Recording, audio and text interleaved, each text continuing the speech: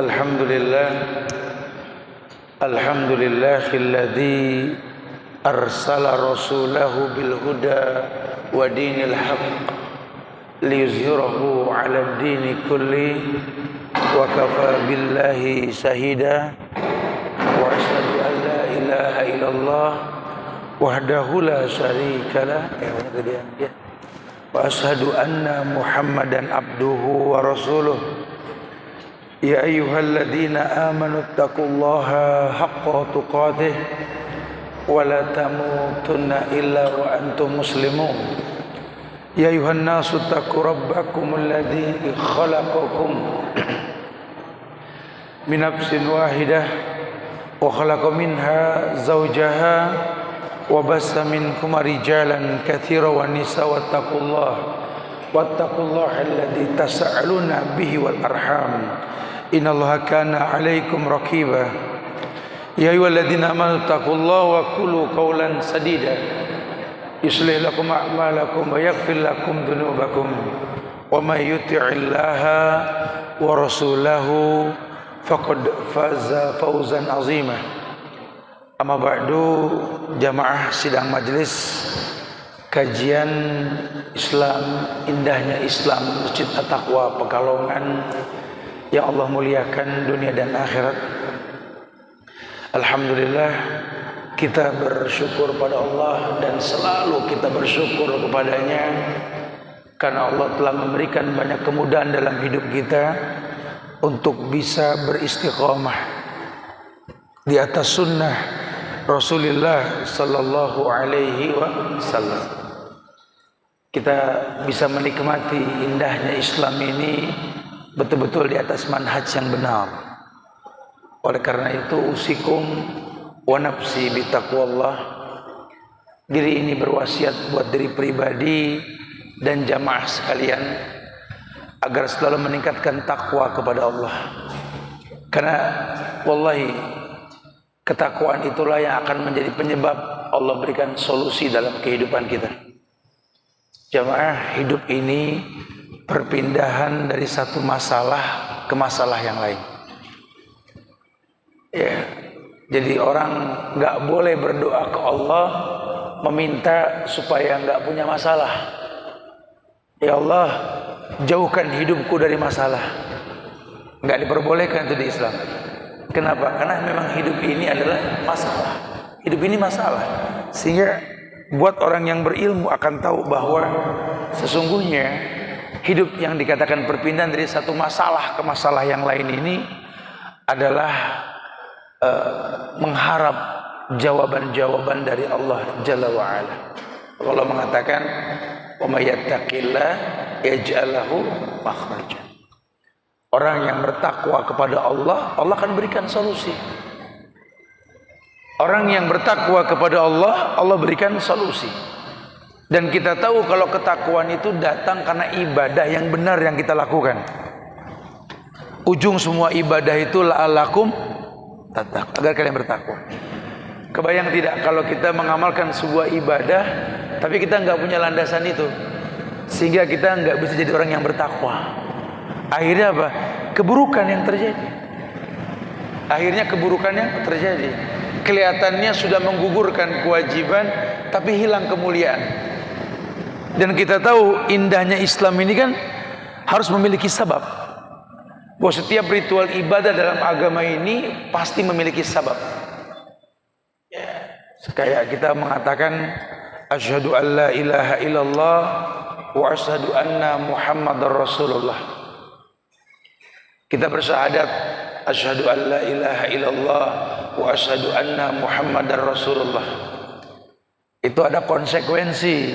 Bukan cuma sekedar membasahkan bibir mengatakan asyhadu an la ilaha illallah wa asyhadu anna Muhammadar Rasulullah.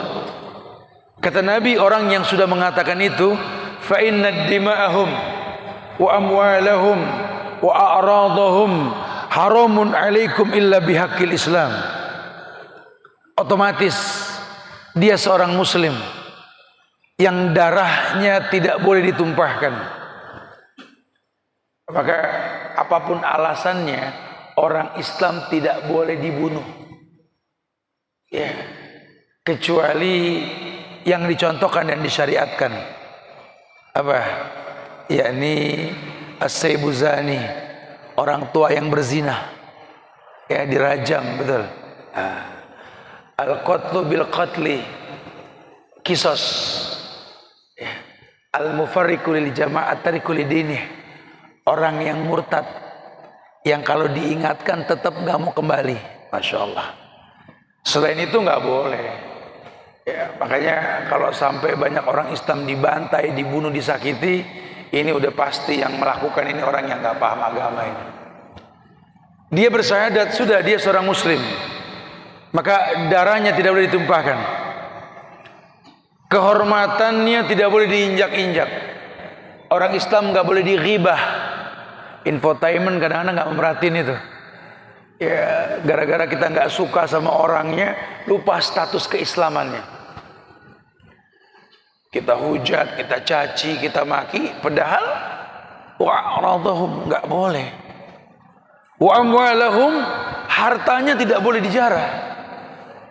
Orang Islam nggak boleh dizolimi. Jangankan harta yang banyak, sejengkal tanahnya pun tak boleh dizolimi. Maka ancamannya berat tuh. Orang yang mengambil tanah orang lain walaupun cuma seukuran jengkalan tangan manusia, Allah, ya, Allah akan gantungkan di lehernya itu. Allah akan gantungkan di lehernya apa yang dia telah ambil, yang telah dia zolimi. Masya Allah. Kemudian dia melakukan sholat. Bukankah perintah sholat tanha anil faksa wal munkar? Sholat mencegah perbuatan keji dan munkar. Tapi banyak saat orang yang sholat tetap berbuat keji dan mungkar. Ini yang kita pengen rapikan.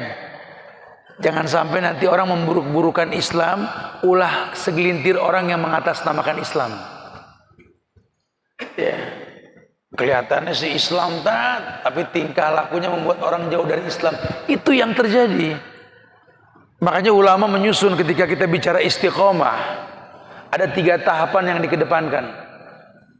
Ya, kita bicara istiqomah, orang suka nanya, Ustaz, saya pengen istiqomah nih, Ustaz. Kebetulan saya tinggal di masjid dekat istiqomah juga. Saya pengen istiqomah. Ya, kebetulan istri saya juga istiqomah. Subhanallah. Istiqomah itu harus 3 hal yang dikedepankan. Yang pertama, dia harus membaguskan iman. Orang yang beriman bisa beristiqomah. Tapi kalau dia sudah memiliki iman, maka dia wajib memiliki adab, akhlak. Harus dia miliki. Orang yang beriman, orang yang beradab, orang yang betul-betul memiliki akhlak. Baru bicara ilmu, baru bicara istiqomah. Makanya ulama mengedepankan orang tuh butuh adab, butuh akhlak ketika mencari ilmu. Karena banyak orang yang sudah mencari ilmu tapi nggak paham adab dan akhlak. Akhirnya kelihatannya tambah ilmunya, tambah hafalan Qur'annya, tambah hafalan hadis-hadisnya. Praktek di lapangannya apa? Sama mertua nggak akur, sama orang tua sering ribut, sama yang lebih tua nggak hormat, sama yang kecil nggak sayang.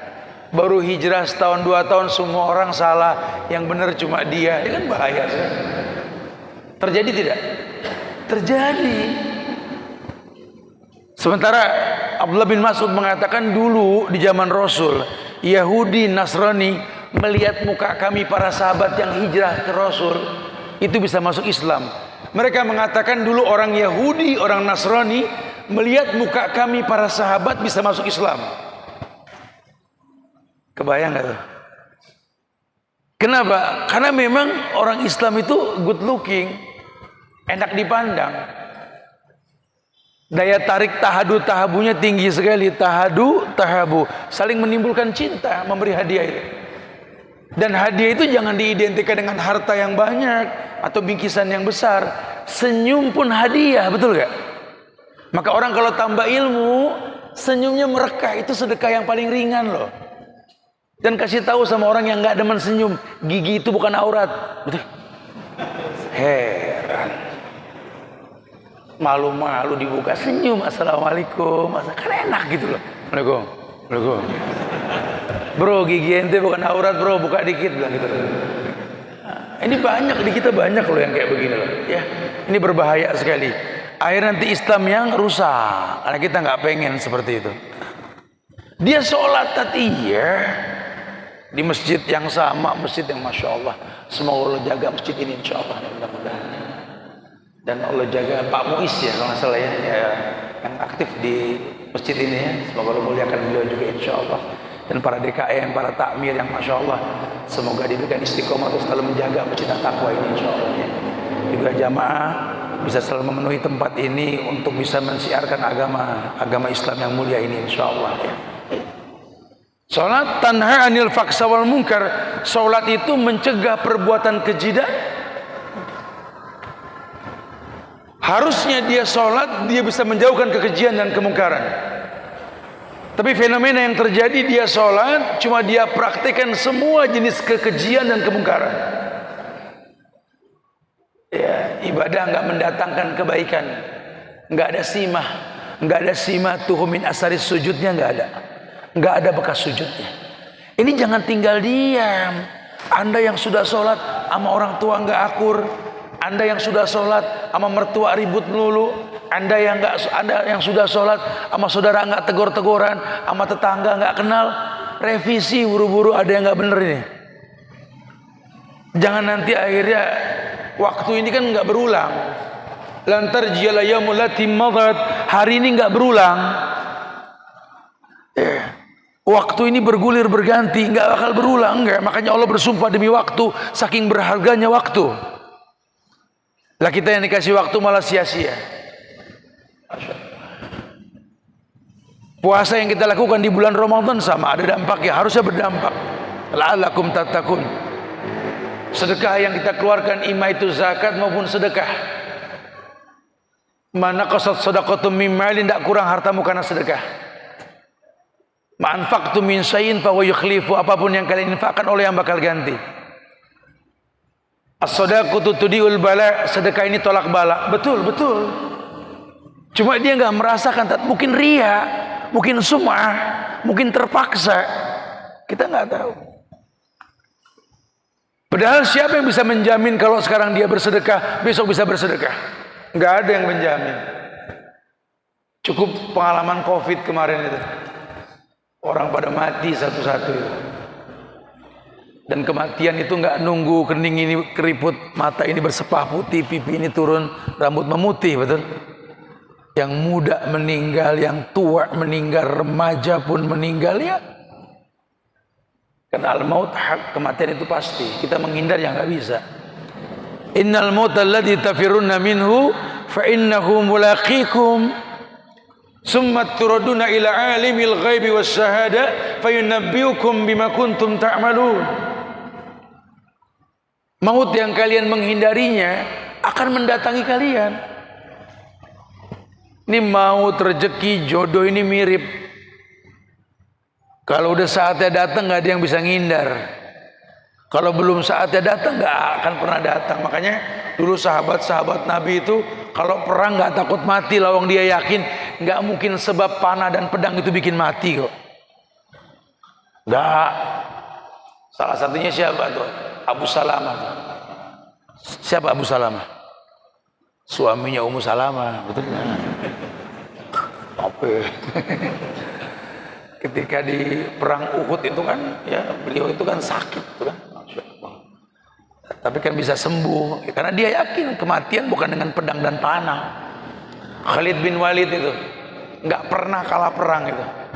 Bahkan dalam sebuah riwayat ketika mayitnya dimandikan, itu yang memandikan melihat, tidak kulihat pada setiap pori-porinya Khalid kecuali sayatan pedang. Malah meninggalnya di atas kasur, betul. Mereka berkeyakinan karena penanaman akidah Nabi kepada gulam sejak kecil. Ya gulam, annal ummata law ijtama'at ala yaduruka la yaduruka illa bi syai'. Aw ijtama'at ala yanfa'uka la yanfa'uka illa bi syai'. Gulam anak kecil, sekelompok manusia berkumpul ingin mendatangkan mudarat sama kamu, nggak ada yang berbahaya kecuali izin Allah. Pun mereka berkumpul urunan patungan ingin memberikan keuntungan kepada kamu, tidak akan pernah menguntungkan kecuali izin Allah. Harus yakin ini akidah. Ya, makanya dalam ayat dikatakan kam min fi'atin qalilatin ghalabat fi'atan katsira biidznillah. Kelompok kecil mengalahkan kelompok besar dengan izin Allah. Itu terjadi. Karena yang bikin menang itu Allah. Yang bikin menang itu Allah. Masya Allah. Bahkan gak tanggung-tanggung Umar mempertontonkan seperti itu. Rasul pun mempertontonkan ketika ada seorang pemuda datang ke Rasul itu minta izin berperang bersama Rasul. Beliau tanya, ahayyun walidak, apakah orang tua masih hidup? Masih. Fafihima jihadun. Pada keduanya ada jihad. Jangan kamu ikut jihad sama aku, sama orang tua aku enggak. Ada orang tua enggak ada, itu jihad sama kamu. Disortir sampai seperti itu. Masya Allah. Subhanallah. Apalagi Umar bin Khattab ketika zaman beliau tuh kalau mengutus seorang itu yang dilihat tuh agama dan akidahnya. Karena memang Allah akan titipkan kemenangan sama orang yang akidahnya bagus. Ini mesti kita pegang ini hukum. Ada bekas ibadah. Yang namanya sholat harus berbekas. Umroh, haji dan semua ibadah. Sampai menikah, bercerai itu kan ibadah. Betul? Harus ada manfaatnya. Aghadhu lil basar wa ahsanu lil faraj. Mencegah pandangan mata, mencegah syahwat. Yang jomblo-jomblo, jones-jones yang belum nikah, antum harus cepat-cepat nikah. Antum mau nungguin Dajjal turun baru nikah. Bismillah nikah sudah. Itu bisa mencegah pandangan mata, menekan syahwat, insyaallah. Itu baik buat antum. Minta anak orang aja takut, gimana mau jihad kan gitu ya. Harus berani itu. Ya intinya sudahlah, Islam ini menginginkan bekas-bekas ibadah. Nah, ibadah tersebut bukan sesuatu yang main-main, karena Allah utus pada setiap umat seorang rasul, ani'budullaha wajtanibut tagut. Allah utus pada setiap umat seorang rasul untuk mengajarkan ibadah. Ani'budullaha wajtanibut tagut. Dan kita diutus Nabi Muhammad sallallahu alaihi wasallam. Dan kita sepakat mengikuti ayat yang mengatakan laqad kana lakum fi rasulillahi uswatun hasanah. Telah ada suri teladan yang terbaik pada diri Rasulullah sallallahu alaihi wasallam. Dan agama ini enggak bikin lelah, enggak bikin boring. Agama ini enggak membuat orang bosan, tidak. Makanya kalau sampai ada orang terjebak dalam futur dalam agama, itu penyebabnya ulama kumpulkan itu. Ada yang bosan tat, kita beragama bosan tat. Kayaknya kajiannya ini aja tat. Kayaknya orangnya itu aja tat. Monoton, saya kadang-kadang bosan. Temen ngajakin kajian, udah pernah denger antar aja dah. Kayaknya boring. Nah, itu gimana Ustaz? Ini masalah buat dia. Ya. Lawang Nabi saja bermulazamah setiap Ramadan dengan Jibril bacaan Quran dia. Enggak ada kebosanan, enggak ada. Quran Al-Fatihah dibilang sabul masani, 7 ayat yang diulang-ulang. Bahkan enggak tanggung-tanggung dipertontonkan sama Nabi 13 tahun mengulang-ulang kajian tauhid di Mekah. Baru hijrah di Madinah 10 tahun dia bicara hukum. 13 tahun, kebayang tidak? Selevel Rasul yang punya jawamiul kalim, punya mujizat yang sekali ngomong orang paham. Butuh 13 tahun menyampaikan akidah, diulang-ulang. Karena nanti akan ada orang yang dibilangnya ma'rifatul haq, tahu tentang yang hak. Tapi sedikit yang tahu tentang penyebab-penyebab kerusakan yang hak. Ya. Banyak orang yang tahu hak, tahu ini hukumnya gini, al halal bayin wal haram bayin wa umuru bainahuma mustabihat, halal jelas, haram pun jelas, halal dan haram ada yang namanya syubhat, tahu. Itu di hadis arba'in ada kok. Hadis pertama hadis Umar itu kan ada. Semua hafal. Tapi lihat, dia lupa ada qawaidu fikih yang mengatakan darul mafasid muqaddam ala jalbil masalih. Mencegah sesuatu yang buruk lebih dikedepankan ketimbang melakukan kebaikannya. Tanpa disadarinya, dia grogoti akidahnya sendiri. Kelihatannya sudah ngaji, sudah beragama dengan benar, takut dengan geledek, takut dengan malam, takut dengan polisi nggak pakai helm, takut dengan polisi nggak bawa ini nggak itu, takut dengan manusia, bukan takut kepada Allah. Ini kalau dirutinkan akan jadi sesuatu yang besar tanpa disadari ya. Masya Allah, terjadi dan banyak terjadi seperti itu. Kok bisa? Ya karena memang ada kerusakan dalam hatinya. Nah, ya orang bisa bosan dalam agama. Kata ulama ada 4 penyebab. Penyebab yang pertama yakni selalu berlebihan dalam beragama. Orang sekarang bilang ekstrim. Ya. Jadi dia lupa kalau agama ini ku anfusakum wa ahlikum nara. Agama ini adalah ku anfusakum, jaga dirimu dan keluargamu dari api neraka.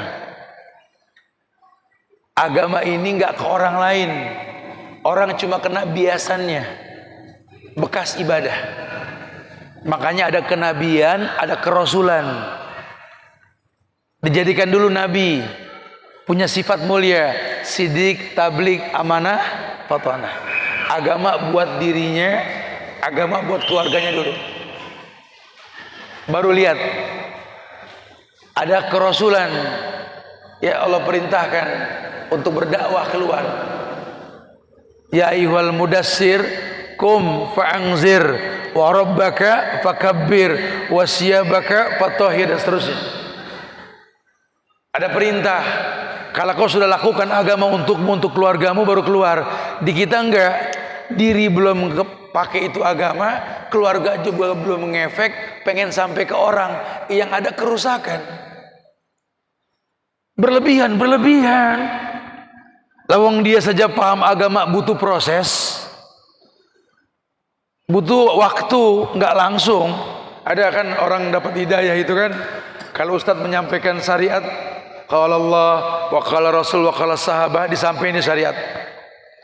Ada yang langsung paham, ada yang nunggu pulang dulu baru paham di rumah. Oh iya maksudnya begitu. Atau ada yang dengar kajian berikutnya baru ngerti deh sekarang. Atau mungkin nunggu ustadznya mati baru paham. Oh iya paham gitu ya. Macam-macam nih orang. Gak tahu kita di posisi yang mana, gak tahu lah ya. Ya karena ada proses, ada. Ya jangankan kita, di zaman Rasul saja, di zaman Rasul, sahabat ada yang murtad, betul gak? Itu penulis wahyu itu bisa murtad loh di zaman Rasul.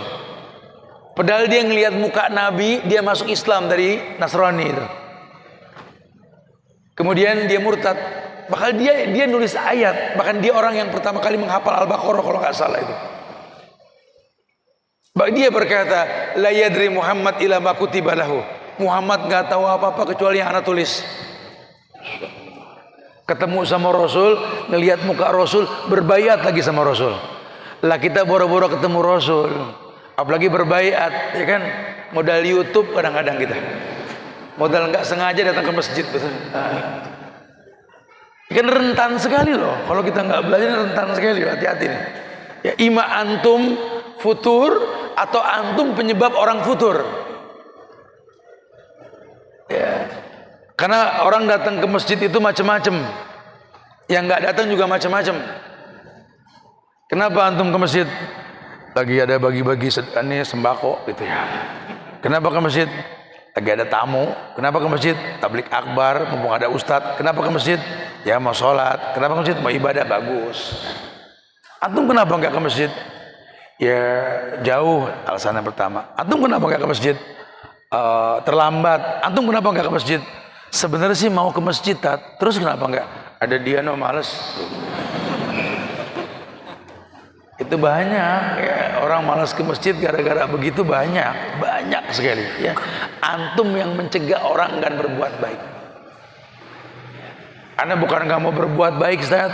No, yang udah ngaji aja begitu, Tat. Mendingan ana yang enggak, Tat. Daripada ana tahu jadi begitu, mendingan nggak tahu, Tat. Oh, Masya Allah. Bahaya loh.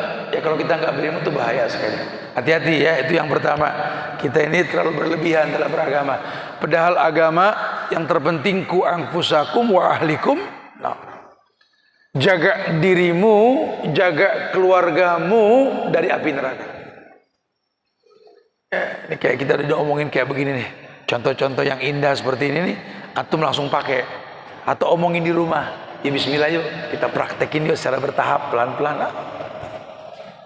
Yang kedua, yakni berlebihan dalam melakukan hal yang mubah.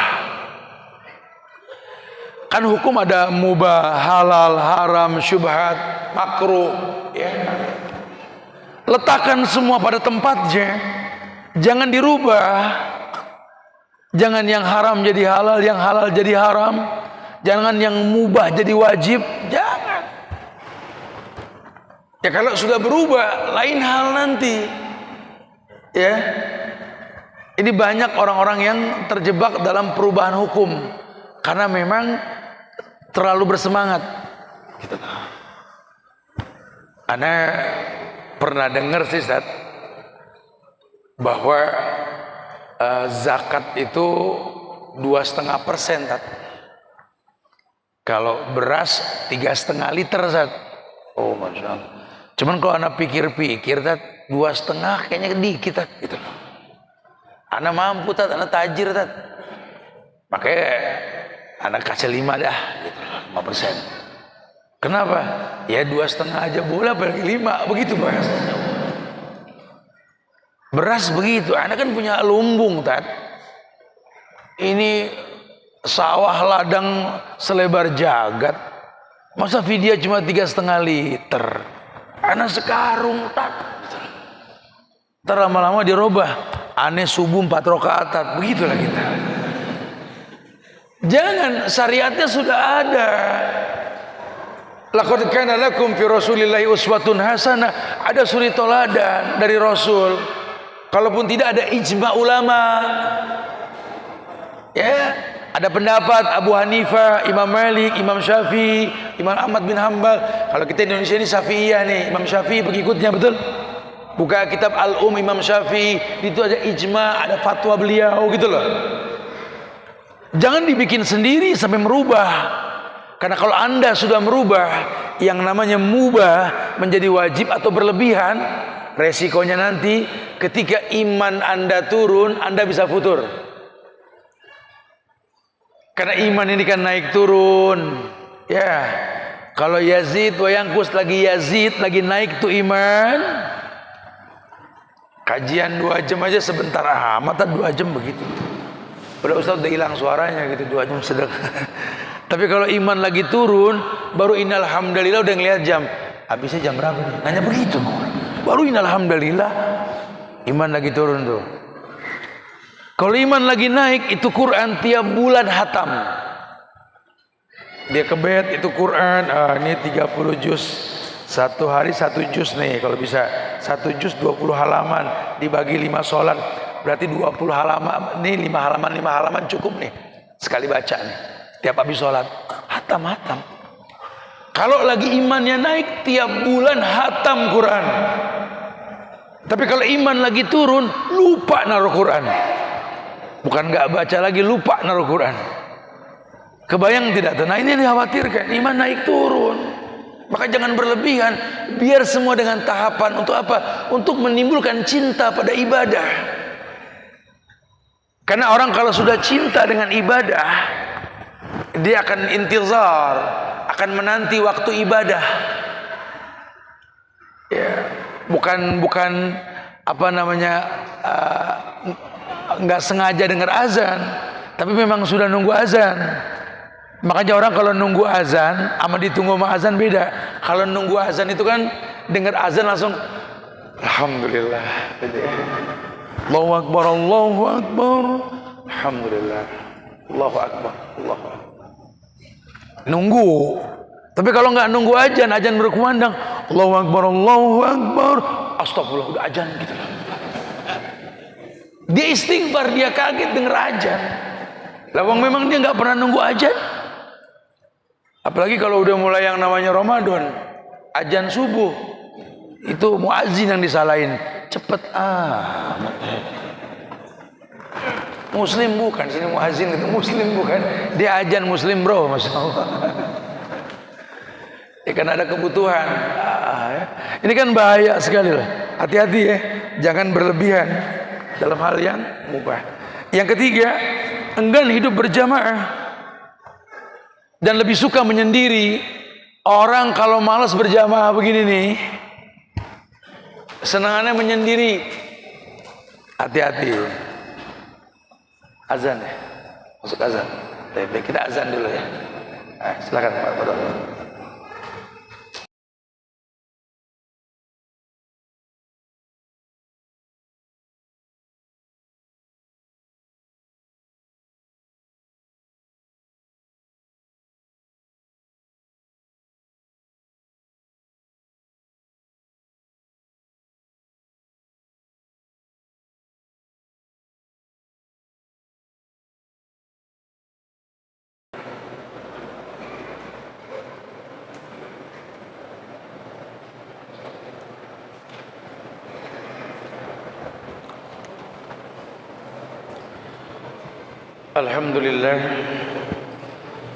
Alhamdulillahilladzi arsala rasulahu bil huda wa dinil haqq liyuzhirahu 'ala ad-dini kulli wa kafa billahi shahida wa asyhadu an la ilaha illallah wahdahu la syarika lah wa asyhadu anna Muhammadan abduhu wa rasuluh. Amma ba'du. Jamaah sidang majelis kajian Masjid At-Taqwa Pekalongan yang Allah muliakan dunia dan akhirat. Alhamdulillah, setelah kita selesai menunaikan ibadah sholat isya berjamaah, kebetulan kami sudah dijamak tadi maghrib sama isya, jadi kami ikut berjamaah isyanya. Mudah-mudahan Allah jadikan ibadah kita betul-betul membuat kita memiliki bekas ibadah tersebut seperti yang dijelaskan tadi di awal. Simatuhum min asari sujud, ada bekas sujud dalam kehidupan kita insyaallah. Baiklah, dijelaskan tadi tentang penyebab kefuturan atau rasa bosan dalam beragama, sampai kepada bahasan yang ketiga, yakni enggan berjamaah, lebih suka hidup menyendiri. Jadi agama nggak menimbulkan percaya diri. Ya, salah menerjemahkan guroba.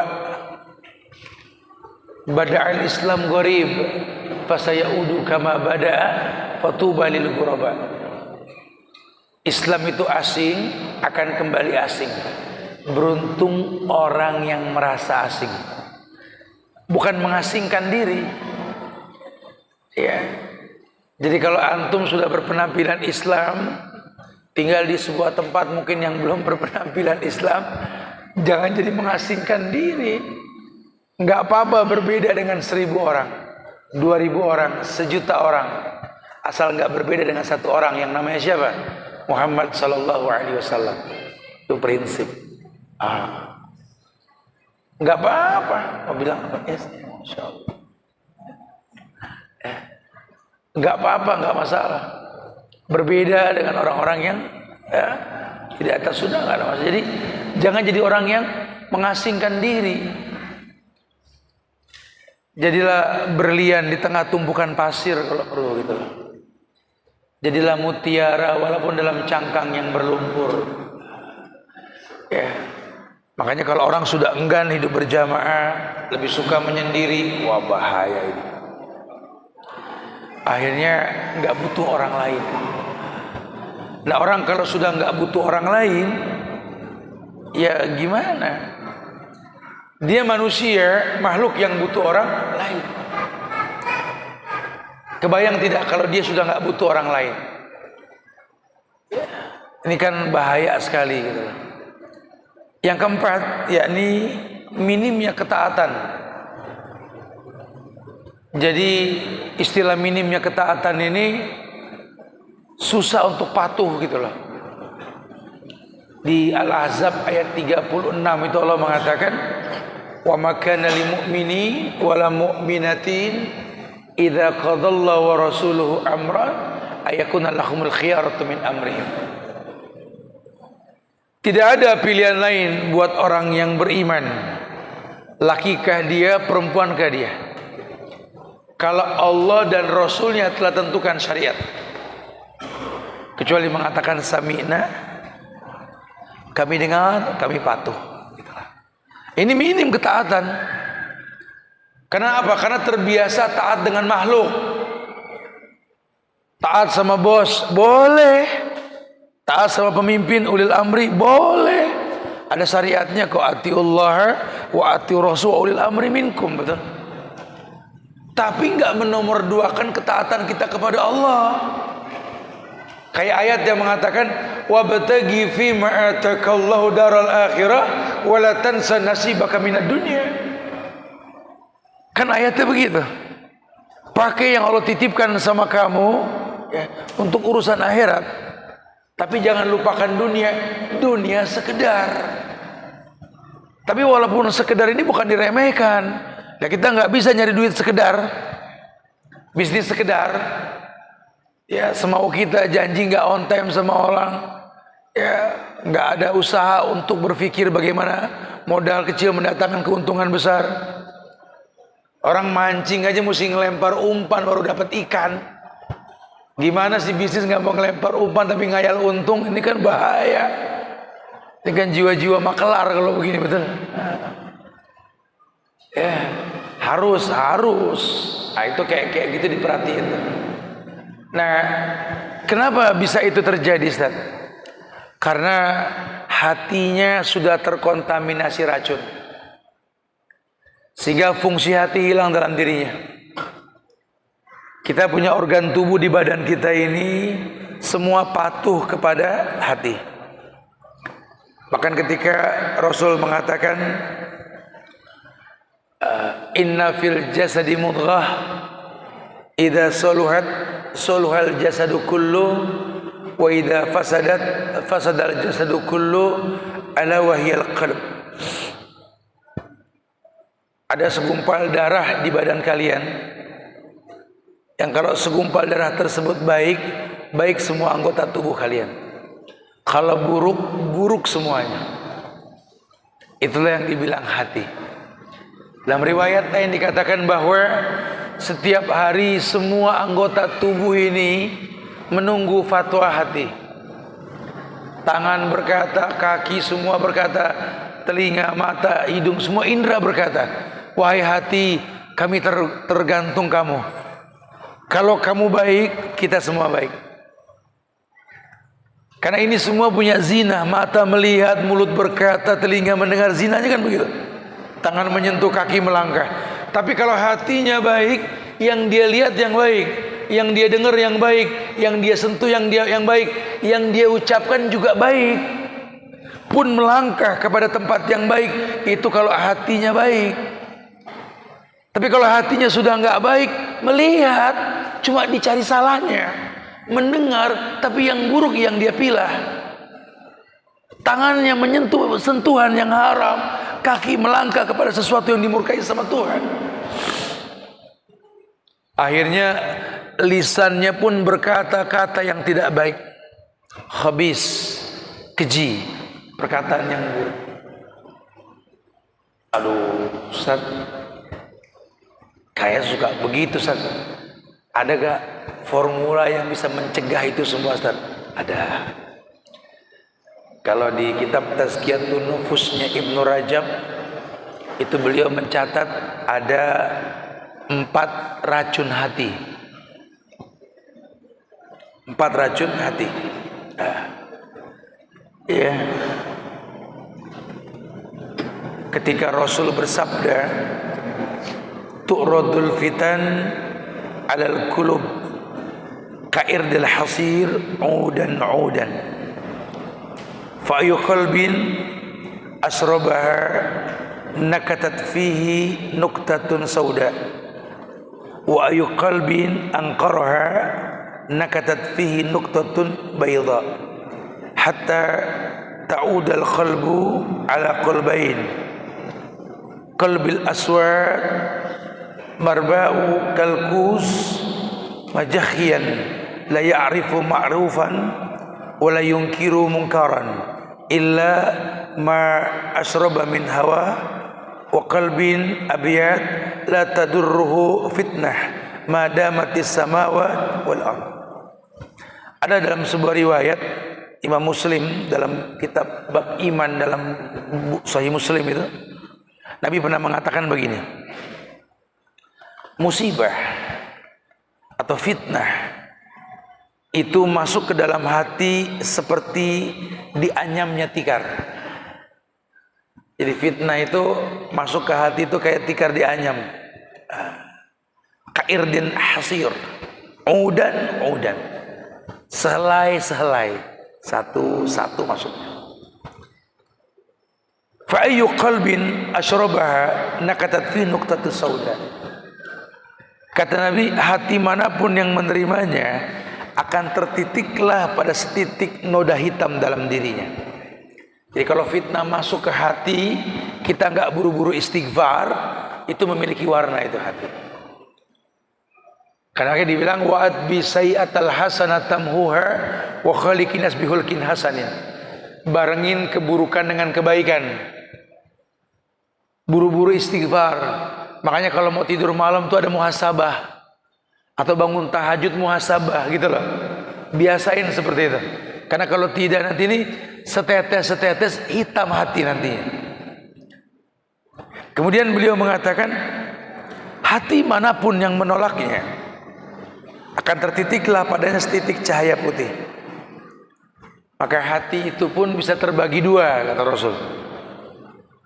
Hati yang hitam legam, cekung seperti gayung yang terbalik, tidak mengenal kebaikan, tidak pula mengingkari kemungkaran selain yang dikehendaki oleh hawa nafsunya.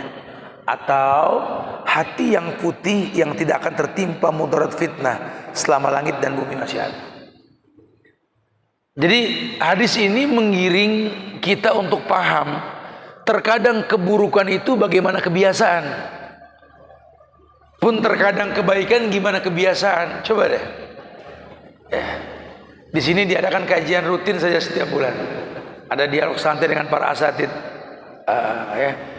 Kayak kita bikin kajian di Jakarta tuh dialog santai. Ada moderatornya, ada ustadz, ada bintang tamu gitu. Kita kajian rutin. Atau terserahlah kajian kitab-kitab ulama yang sahih. Atau kalau kita ini mazhab Syafi'i, buka deh kitab Ar-Risalah. Coba lihat buku-buku Imam Syafi'i itu dibedah di sini, gitu loh. Antum merutinkan kajian setiap pekan, sebulan 4 kali, sebulan 2 kali, terserah. Itu kalau sudah terbiasa, ada liburnya kayak ada yang hilang. Iya, kenapa? Karena Allah bisa karena biasa.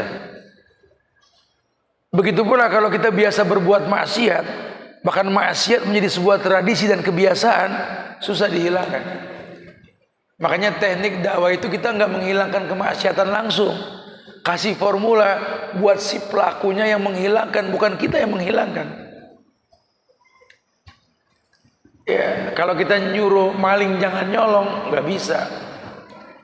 Harus dikasih formula di mana dia jadi malas nyolong lagi.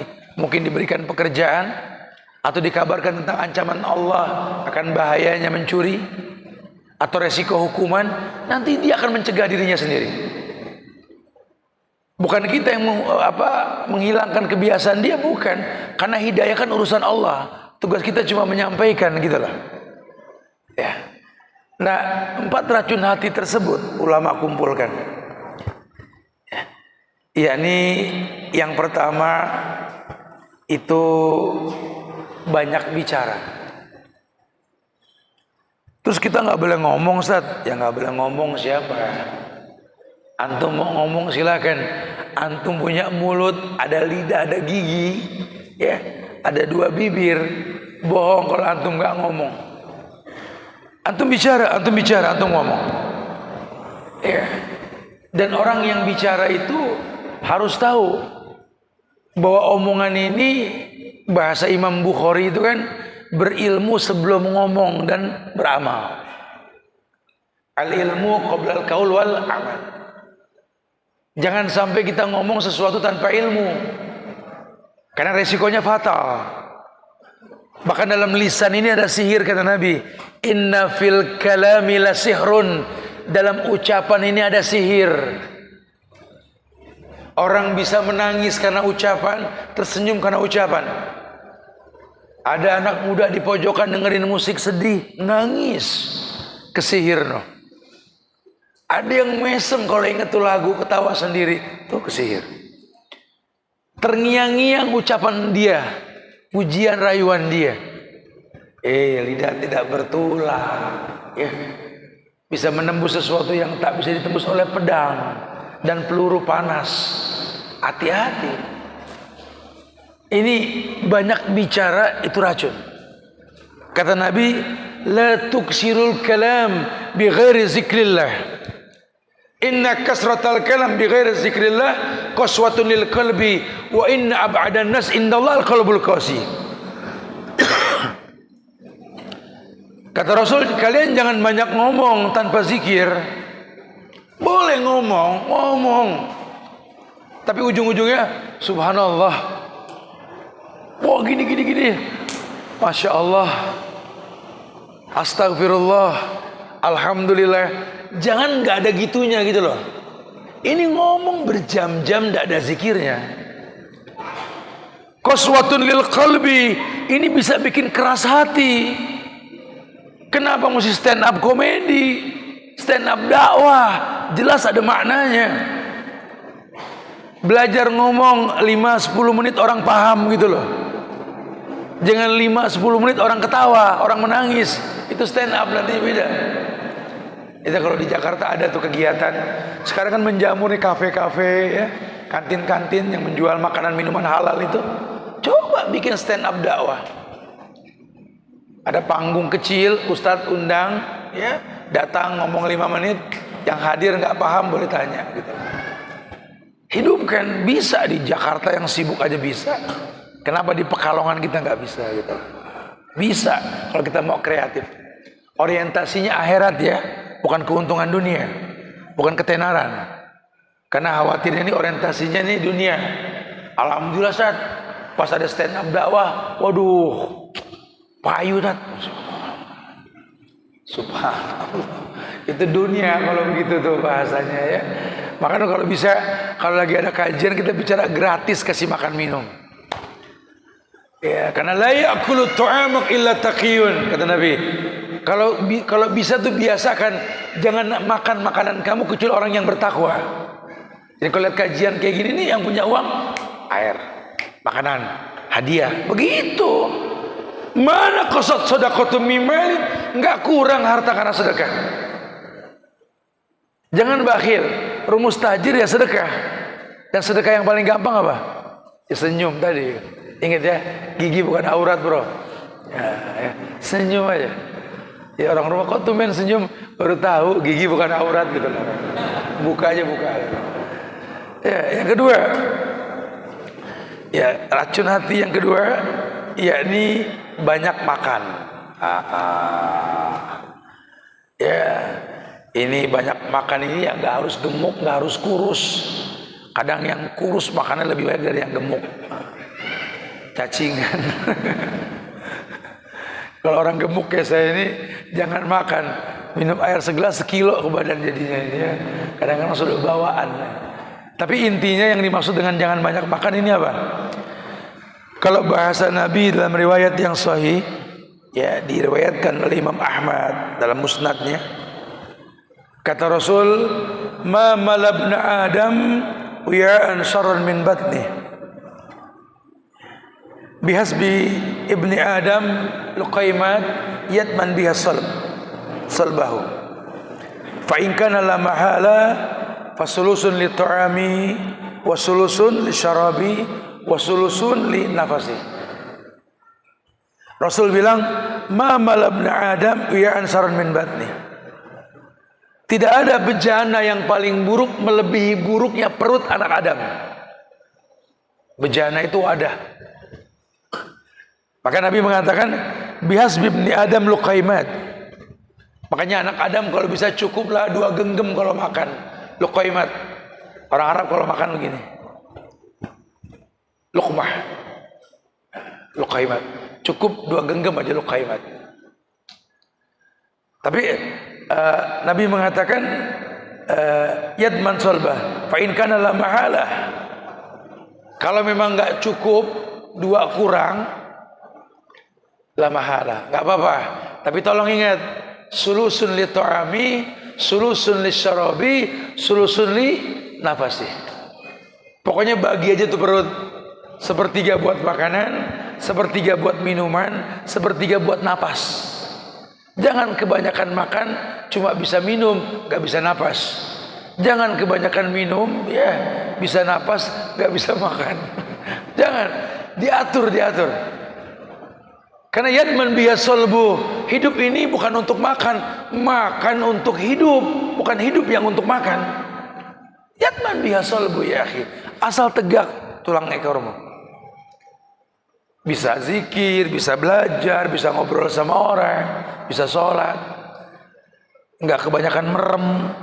Ini kan sayang banget, umur habis dimeremin sayang betul gitu. Ya nggak boleh banyak makan, nggak boleh. Yang ketiga, yakni berlebihan dalam bergaul. Ini juga bikin keras hati, bikin racun hati. Maksudnya gimana, Ustaz? Bergaul dalam Islam disyariatkan.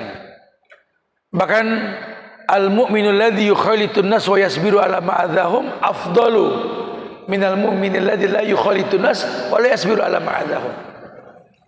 Orang beriman yang bagus imannya mau bergaul sama orang yang kurang baik imannya lebih mulia ketimbang orang yang beriman gak mau bergaul. Bukan berarti wajib bergaul.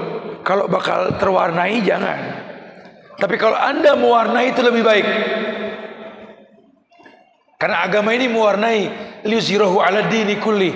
Agama ini mewarnai bukan diwarnai. Ya, masyaallah. Iya. Silakan bergaul.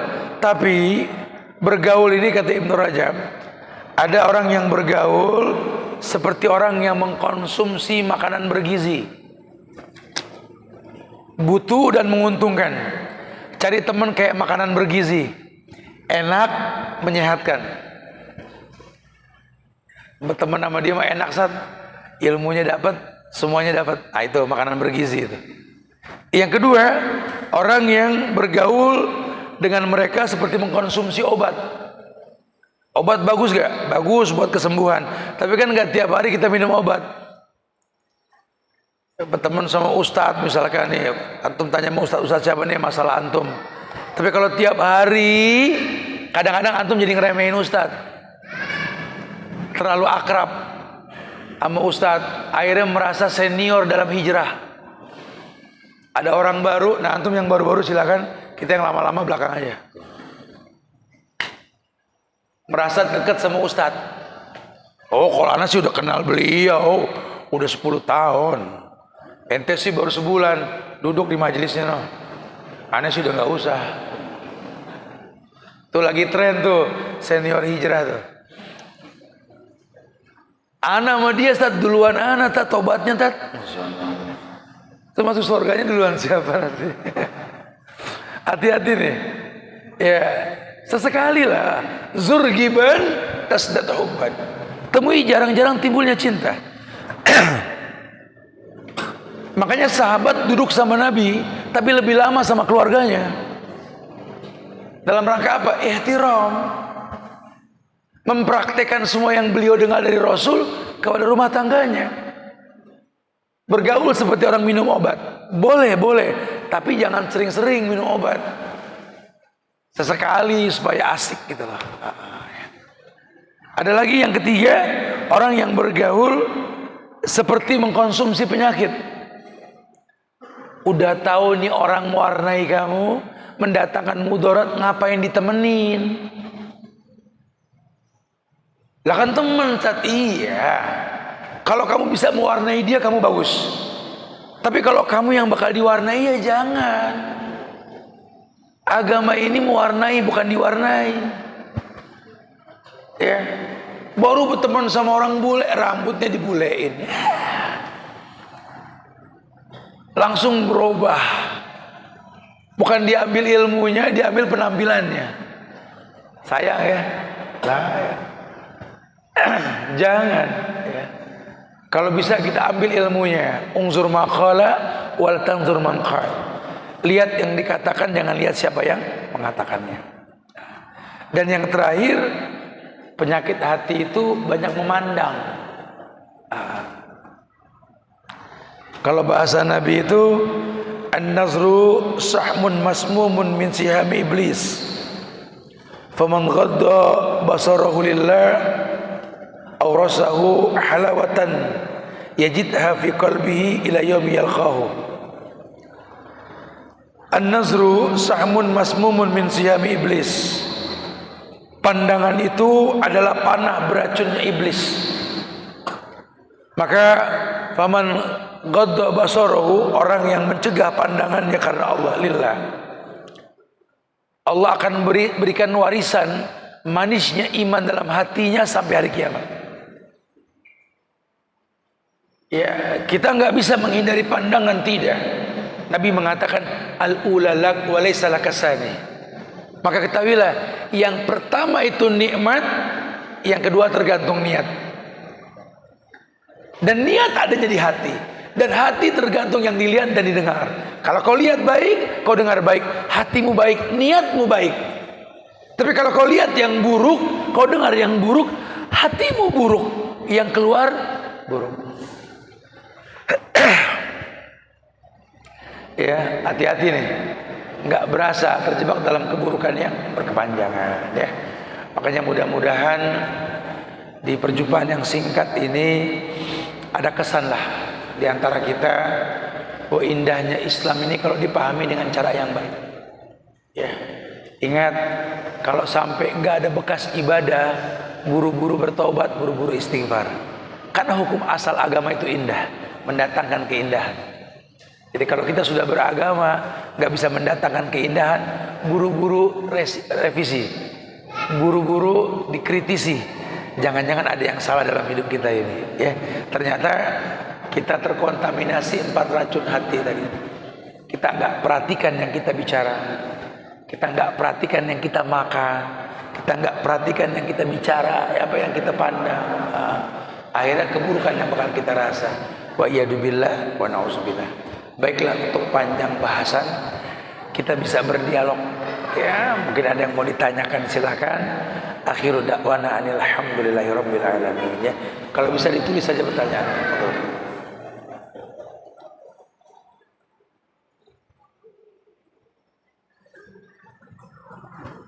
Ada Pak?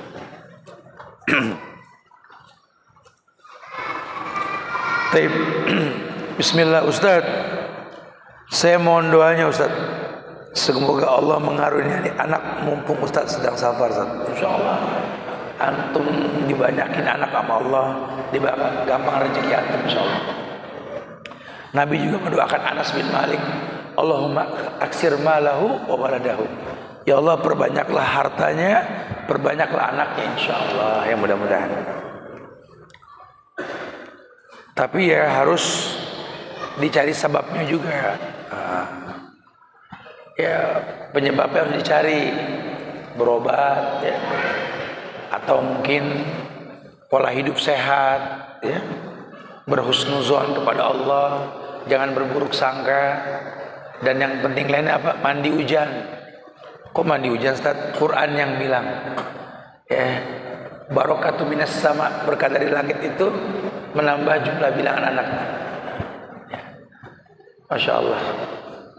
Bagaimana cara mengatasi Islamophobia? Padahal Islam itu indah Ustaz. Ya buktikan dengan tingkah laku. Buktikan dengan tingkah laku. Makanya orang bisa fobia dengan Islam karena melihat orang yang mengatasnamakan dirinya Muslim, nggak mempertontonkan keislaman. Orang fobia. Orang fobia. Islam menakutkan, menegangkan. Timbulnya boring orang. Wa yadubillah wa na'udzubillah. Fadhal lagi silakan. Untuk tahapan istiqomah baru satu, katanya kan ada 3 tahapan itu yang disampaikan baru satu. Iya, tadi saya sampaikan bab tentang orang bisa beristiqomah dengan sabab yang pertama iman, yang kedua itu memiliki akhlak dan adab, baru bicara ilmu. Sudah saya sampaikan, antum nggak catat tadi berarti ya. Sudah saya sampaikan tadi, antum nggak catat tadi ya. Jadi iman, kemudian adab dan akhlak, kemudian ilmu, baru kita bisa istiqomah. Dan ilmu itu didapat dengan adab yang dikedepankan. Karena boleh jadi ustadznya sama, kajiannya sama, di masjid yang sama, penyampaiannya juga sama, hasilnya beda. Karena wadahnya berbeda. Makanya saya pernah sampaikan nasihat dari Imam Syafi'i, antum kalau nuntut ilmu itu wajib punya 6 hal. 6 hal. Akhi lan tanalal ilma illa bisittatin. Kamu nggak bakal dapat ilmu kecuali 6 perkara kamu miliki, kata Imam Syafi'i. Yang pertama, zaka, cerdas. Orang kalau nggak cerdas nggak bakal dapat ilmu. Cerdas maksudnya apa, Ustaz? Bukan gampang nangkap ilmu, bukan. Ngerti nuntut ilmu buat apa, itu cerdas. Ana mau kuliah, ambil fakultas ini karena anak pengen begini, cerdas. Karena banyak anak sekarang kuliah, ambil fakultas nggak tahu ikut-ikutan temen.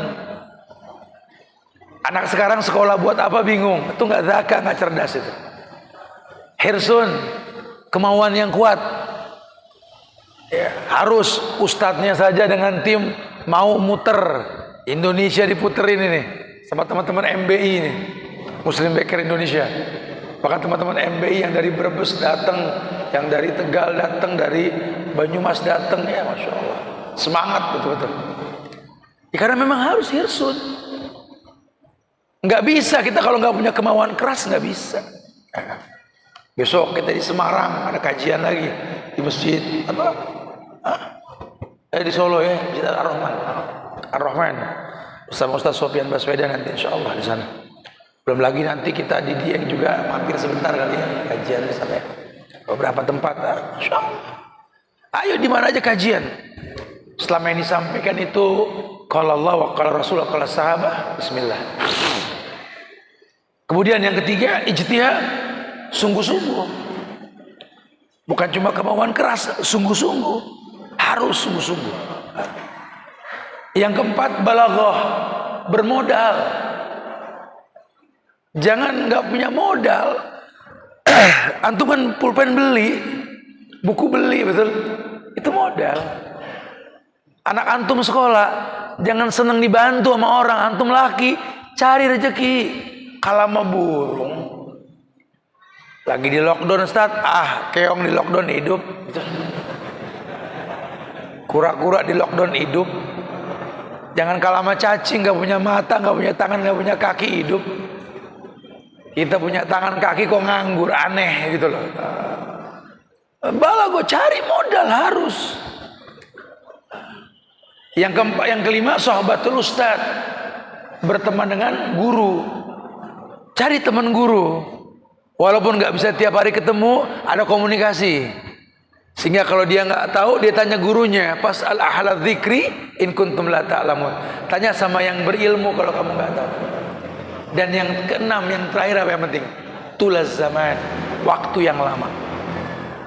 Nuntut ilmu itu nggak bisa sebentar, harus bertahun-tahun. Bahkan sampai mau meninggal saja suruh belajar. Lakinu mautakum la ilaha illallah. Ajarkan orang yang mau mati ini la ilaha illallah. Mayit saja suruh la ilaha illallah. Apalagi kita yang hidup belajar tauhid. Ya, Allah.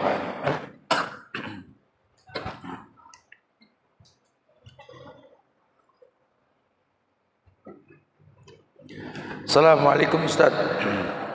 Ustaz maaf mau nanya Ustaz, bagaimana cara dan nasihat agar hati mantap meninggalkan pekerjaan yang haram, serta takut kekurangan rezeki karena pekerjaan yang dulu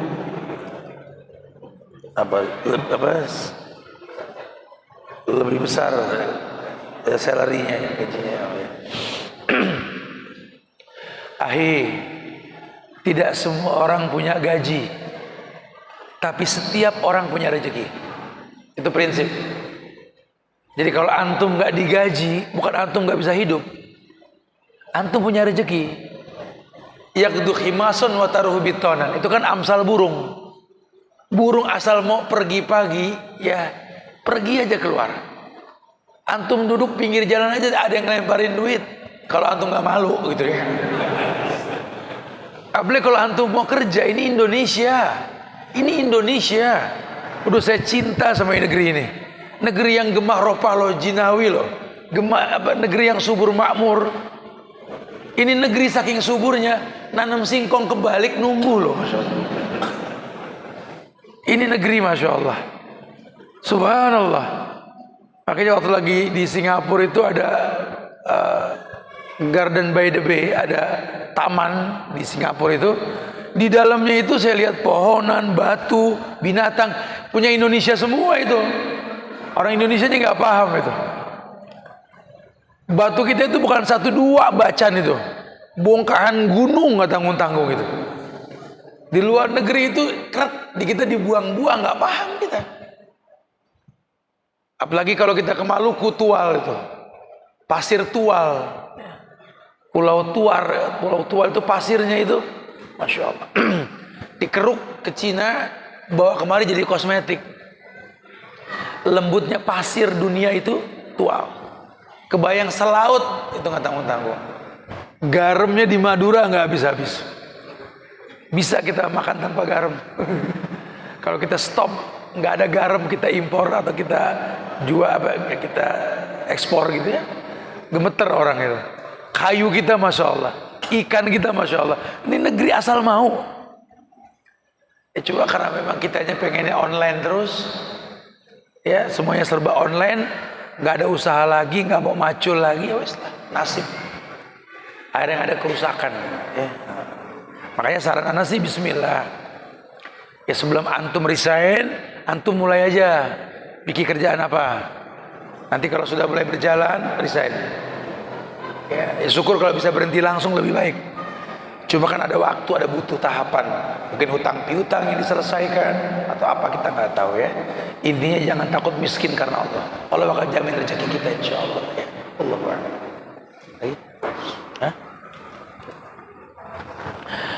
Ustaz, bagaimana cara mengatasi futur apabila setelah pandemi ini selama 2 tahun jarang ada majelis ilmu? Syukran Ustaz. Ada online kan full ya. Agama ini fleksibel loh. Di zaman Rasul itu Quran diketrik di batu, orang bisa hafal Quran. Ditulis di daun-daunan, di pelepah korma, orang bisa hafal. Sampai sekarang dibikin bukunya itu Quran Madinah itu. Atau dibikin di PDF atau di handphone. Ini fleksibelnya agama Masya Allah. Ketemu langsung sama Ustadz mulazamah bisa, talaki langsung bisa, atau online bisa. Agama ini fleksibel sekali. Yang penting tadi, sebelum ilmu antum miliki, baguskan iman, rapikan adab dan akhlak, baru bicara ilmu. Kalau antum belum punya akhlak, belum punya adab, sama orang tua masih galil adab, enggak akur, sama mertua juga enggak akur, sama anak kasar dan lain sebagainya, sama istri juga begitu, istri ngelawan sama suami juga.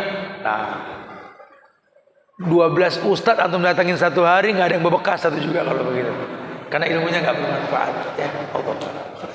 Lagi terakhir, Taib. Ustadz, kumisnya lebat sekali. Bukankah Islam menyuruh tipiskan kumis, panjangkan janggut? Ini kan tipis. Kalau panjang tuh lebih dari bibir.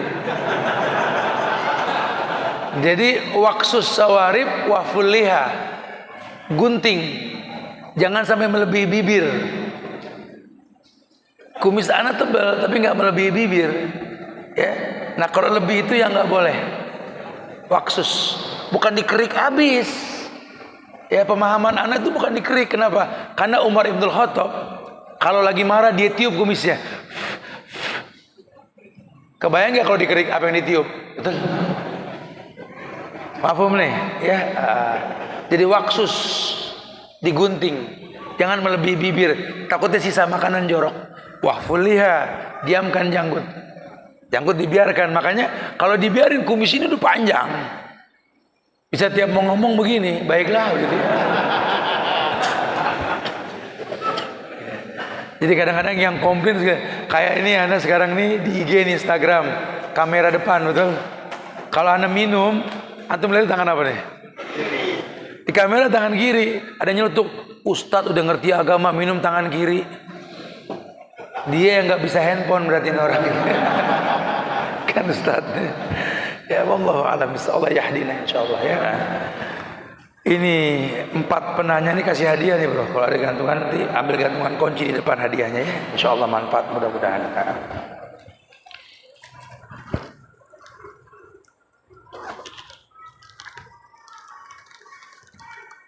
Bah, ambil pulsa apa buat hadiah. Ya sebelum kita tutup ada sedikit yang anak pengen tanya sama antum ini. Ini yang datang kemari yang paling jauh siapa? Dari tempat yang paling jauh. Datang cuma buat kajian. Siapa ada? Antum di mana, Pak? Hah? Batu Raden. Langsung Batu Raden kemari. Masya Allah. Rombongan. Antum mana? Apa? Rumpin. Aman ini jauhan mana? Batu Raden jauhan mana? Oh Masya Allah. Ada yang lebih jauh dari sana? Hah? Aceh. Dari Aceh datang buat kajian langsung. Apa antum tinggal di sini?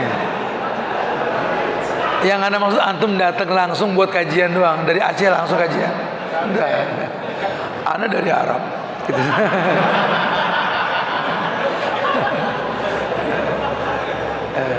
Paling jauh itu ya. Ini nih 2 deh, beliau sama beliau kan. Kita tambahin uang bensin ya. Tambahin uang bensin. Nanti ambil sama panitia ya. Ini yang datang sekarang ada gak yang paling tua usianya? Ada? Ada paling tua usianya ada? Ada yang paling tua usianya? Gak usah malu-malu, akhwatnya dikit, gak usah malu-malu. Berapa Pak? 64. Ada yang lebih dari 64? Apa? 60 sama 64 banyakan mana Pak?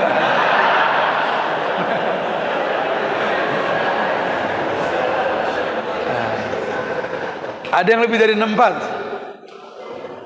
Ada? Ada yang lebih dari 60? Ada yang lebih dari 60? Ada? 60? 60, 64 nih paling tua 2 ya, 60, 64. Ibu-ibu ada yang lebih dari 64?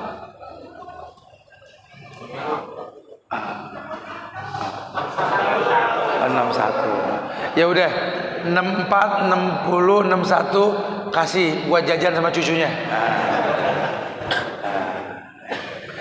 Ya Her, insyaallah mudah-mudahan manfaat yang disampaikan ya. Minta maaf kalau ada kekurangan, kesempurnaan hanya milik Allah insyaallah ya. Intinya jaga ukhuwah di antara kita ya. Buktikan bahwa agama itu betul-betul indah dan asik. Ya, jadilah orang yang beragama memiliki 3 karakter, qoribin, hayyin, sahlin. Jadi orang yang gampang akrab, lembut dan mudah. Orang akan senang nanti laku kita nanti insyaallah ya. Semoga Allah muliakan tempat ini pula. Dirapikan kajian-kajian ke depan insyaallah. Anda minta maaf kalau kekurangan, kesempurnaan hanya milik Allah. Kita tutup dengan kafaratul majlis. Subhanakallahumma bihamdika asyhadu an la ilaha illa anta astaghfiruka wa atubu ilaik. Assalamualaikum warahmatullahi wabarakatuh.